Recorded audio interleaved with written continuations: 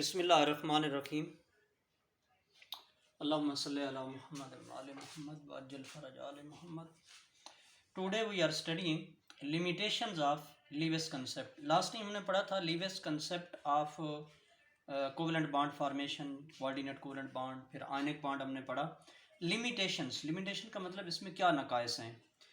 It is very simplest concept of formation of covalent bond by sharing of electron. कि electron sharing के ज़रिए वो covalent bond बनाते हैं, तो उसमें शेल या सब शेल इसका कोई ये कंसेप्ट नहीं देता, तो इसलिए ये वेरी सिंपल कंसेप्ट है। It is very simplest concept of formation of covalent bond by the sharing of electrons between two atoms. It does not involve shells and सब शेल्स। ना तो ये शेल्स और ना सब शेल्स को इन्वॉल्व करता है। It can not explain shapes of molecule, और ये शेप्स ऑफ मालिक्यूल को भी एक्सप्लेन नहीं करता, ये भी इसकी मेजर लिमिटेशन है। अब modern theories for the formation of covalent bond, these modern concept explain the shapes of molecule. सबसे पहले valence shell VSEPR theory, valence shell electron pair repulsion theory, ये इसका एब्रीविएशन है। वी से वैलेंस, एस से shell, valence shell electron pair repulsion theory. दूसरी है valence bond theory, VBT, और तीसरी है मॉलिक्यूलर ऑर्बिटल थ्योरी, एमओटी। ये तीन थ्योरीज हैं, इनको हम एक्सप्लेन करेंगे। तो पहले हम पढ़ते हैं what is the valence shell electron pair repulsion theory. Gillespie put the valence shell electron pair repulsion theory. Definition इसकी क्या है। जब दो एटम हैं,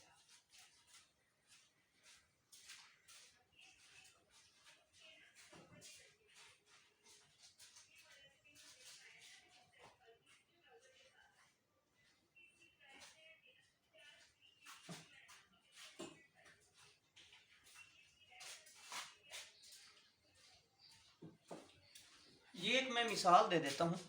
मसलन ये आपके पास है BeCl2 बेरिलियम डाइक्लोराइड। इसमें ये है, एक तो ये सेंटर में बेरिलियम आ जाएगा, ये Cl यहाँ पे अरेंज कर दें 90 के एंगल पे। एक ये है कि ऐसे भी पॉसिबल है कि सेंटर में बेरिलियम आ जाए और एक Cl इधर लगा दें, एक Cl को ये इधर लगा दें। वन जो है वो 20 का एंगल है। अब इसमें एक ये भी कंडीशन है कि ये बेरिलियम सेंटर में, एक Cl को इधर और एक Cl को इधर लगा दें। तो ये जो लास्ट वाली सिचुएशन है, इसमें इलेक्ट्रॉनों के दरमियान, ये इलेक्ट्रॉन के एक पेयर से एक कोवेलेंट बॉन्ड बनता है, तो सबसे ज़्यादा फासला है। तो जब फासला ज़्यादा होता है तो रिपल्शन कम हो जाती है और मॉलिक्यूल ज़्यादा स्टेबल हो जाता है। इसलिए ये भी पॉसिबल नहीं है क्योंकि इनमें कम फासला है, 90 का एंगल है। ये भी पॉसिबल नहीं है, ये पॉसिबल है। तो यही थ्योरी है वेस्पर थ्योरी।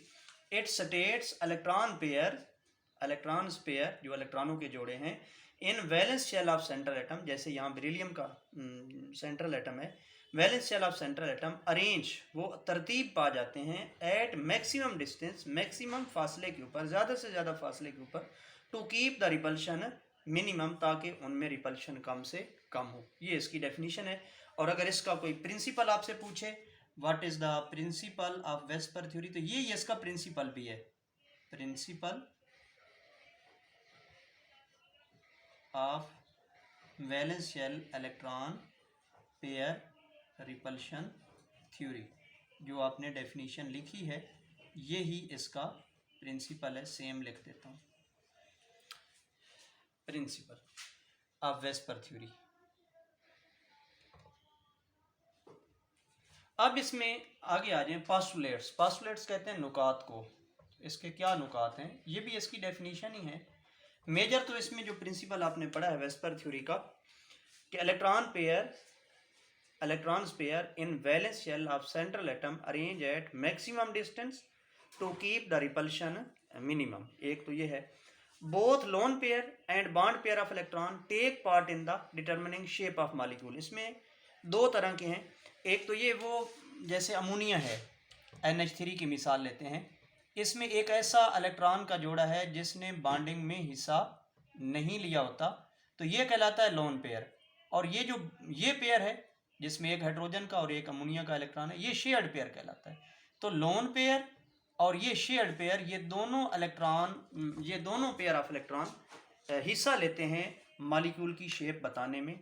तो both lone pair and bond pair of electron take part in determining shapes of molecules. तीसरा point, lone pair of electrons occupy more space, क्योंकि लोन पेयर ऑफ इलेक्ट्रॉन एक atom के influence के under होता है। ये दो एटमों के दरमियान है, तो जैसे कोई चीज़ स्ट्रेच हो जाती है, तो ये चूंकि एक एटम के अंडर है तो इसलिए ये जगह ज़्यादा घेरता है। तो lone pair of electrons occupy more space than the bond pair of electrons. उसकी रीज़न ये है because it is under the effect of, influence mean असर, under the effect of nucleus of one atom nucleus, एक atom के nucleus के अंदर होता है।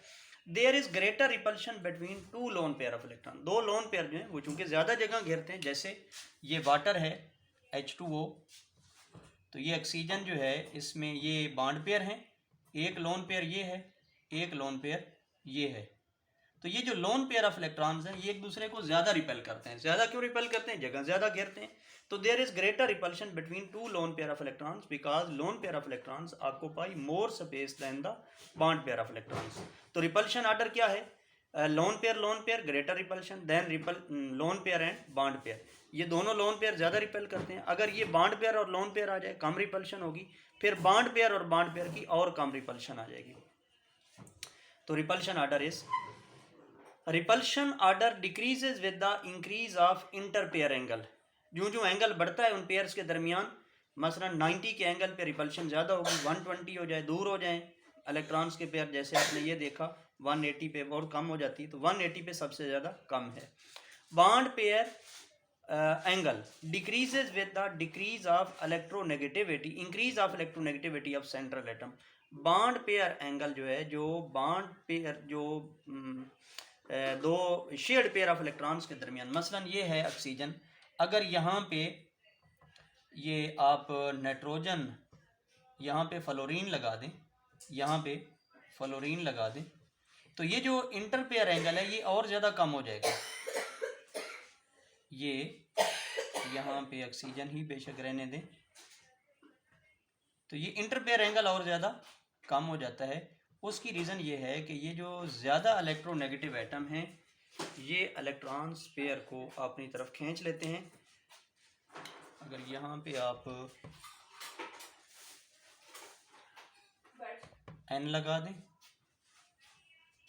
ये F है, NF, ये भी F है और ये भी F है, तो इसको अगर आप NH3 से कंपेयर करें तो इसमें फ्लोरीन जो है वो ज़्यादा इलेक्ट्रोनेगेटिव हैं।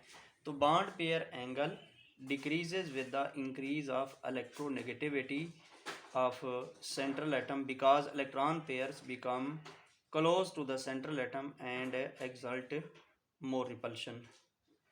इसमें ये कुछ पोस्टुलेट्स हैं, ये इसके वेस्पर थ्योरी के।